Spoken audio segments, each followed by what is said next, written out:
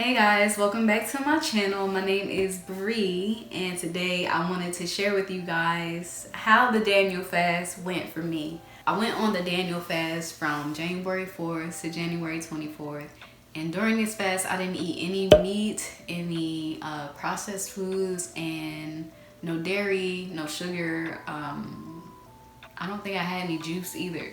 So basically what you eat is like whole grain foods, fruit, vegetables, beans, and nuts. You can't even have bread. Like, you have to make your own bread because all the bread that is sold in the store has yeast in it. So the fast kind of sucked. I mean, you couldn't even eat fried food. So you couldn't even eat French fries or noodles or anything. Like, you really had to home make everything or go get the Impossible Whopper from Burger King, which that didn't settle well with my stomach. But anyway, my main 3 objectives were to get a direction for my career and my business, because I had been unemployed since November, December-ish, and so I was running out of money and I was starting to worry, like, okay, how am I gonna stay afloat? How am I gonna be able to pay my bills? Because I don't have any help and I don't necessarily like to accept handouts anyway.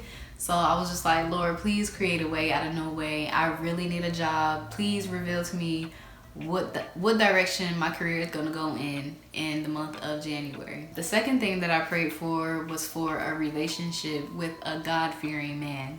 And then the third thing that I prayed for was for my hair. Yes, as silly as that sounds, God cares about the things that you care about, even something so unimportant as hair. Before the fast even started, God made a difference in my financial situation by making sure that I got the stimulus check right on time for me to be able to pay half of the bills. So then for the other half of the bills, around January 15th, I'm like, okay, Lord, I still need help. Like, please, give me a job. Times are hard and I just really, really need you. Like, please come through for me. So then what God ended up doing was sending me a friend who was also God-fearing and who was also going on a fast. And that friend ended up being my praying and fasting partner, which is something that I didn't even know that I needed. Like, I didn't even pray for that specifically because that did not even occur to me as something that I would need. But God knows what you need before you even need it. So having that prayer and fasting partner was really, really good. It made the fast easier because you kind of had somebody to suffer with. Now, although he and I, we weren't really seeing eye to eye before the fast was even over, but he was there for a majority of it. Like, he was there for, like, I would say 75% of it. And during that time that he was there, he also had invited me to work with him and to help him with his business, which just so happens to be a very, very lucrative business. So that actually ended up taking care of the bills for the rest of January and for all of February. And I was like, wow, this is really, really neat. But guys, I did not know that he will only be a part of my life for that one reason and for that one season. So a recruiter found me on LinkedIn. And at the time, I was still working with that friend. We were making long-term plans with each other. Everything was good. So when I saw this job with the recruiter, I was like, I'm not gonna work for them. I work for myself now, Like, I'm a big boss now, stuff like that. But then something at the back of my mind said, okay, Bree, keep your eye on that job because something over here might happen unexpectedly. So cover yourself. Right?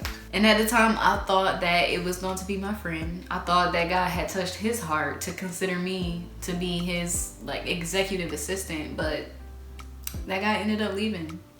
And he kind of baited me a little bit. He was like, if you want me to stay and if you want the money to continue coming around, then you have to make this serious commitment with me right away. And so I was like, okay, yes, the money is good, but I already know what it's like to kind of jump into serious commitments without having much knowledge of each other, because I did mention earlier, we've only been talking to each other for a couple weeks. So a couple weeks is not enough time for me to jump into a serious commitment. So even though the amount of money that I was receiving from him was very solid and it was more than enough. I had to let that go and just trust God. So I was like, God, if this person from LinkedIn who does not even know me, like I did not even submit an application for that job or anything. This might just be some robot who wants my phone number and my email address so they can sell it. So I reached out to that person and I didn't hear back from them.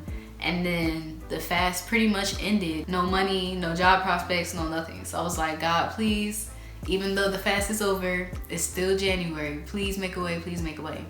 So today, which is one day after the fast, that recruiter called me this morning and they said, Bree, we were amazed by your work experience. We would really love to have you on board ASAP. You get paid weekly and it's this amount of money per hour, which is more than enough for what I need. And I was just like, heck yeah, like I want to start right now. Like I just got up out of bed and I just started praising God really, really hard because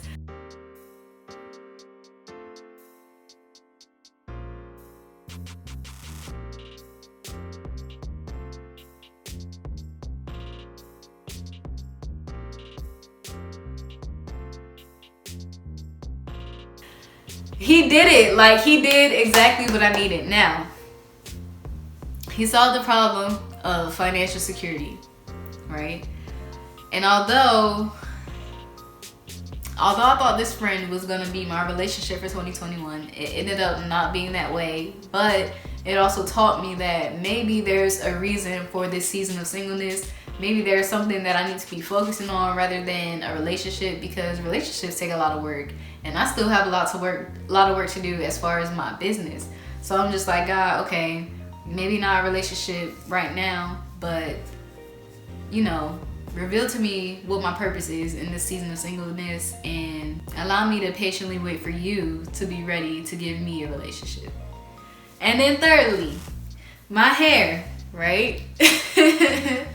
So God used a series of different mediums to inspire me to actually do the big chop again. Now, y'all, this is something that I did not necessarily want to do. I was relaxed and my roots were really, really short. And so I'm like, come on, God, like, come on. You know, I want to let it grow out a little more so that when I cut the relaxed ends off, I can still have a little bit of hang time. But no, whenever God speaks, make sure y'all listen and you do it correctly, because he could be setting you up for the win. So you just got to sit down and listen. And even though my hair is extremely short now and it looks really awkward, I already know that my hair is going to grow longer and stronger than it has ever been before.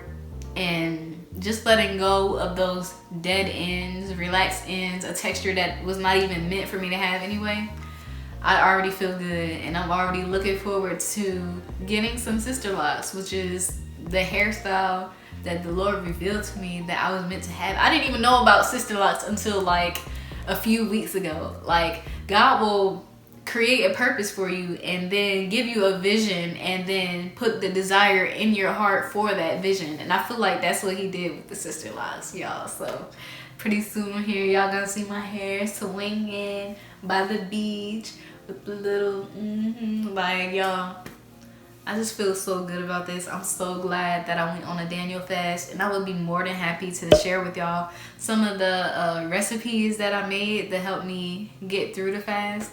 And y'all, if there's anything that y'all have been praying for a while and you still haven't seen it come to fruition, I would just encourage you to go on a fast.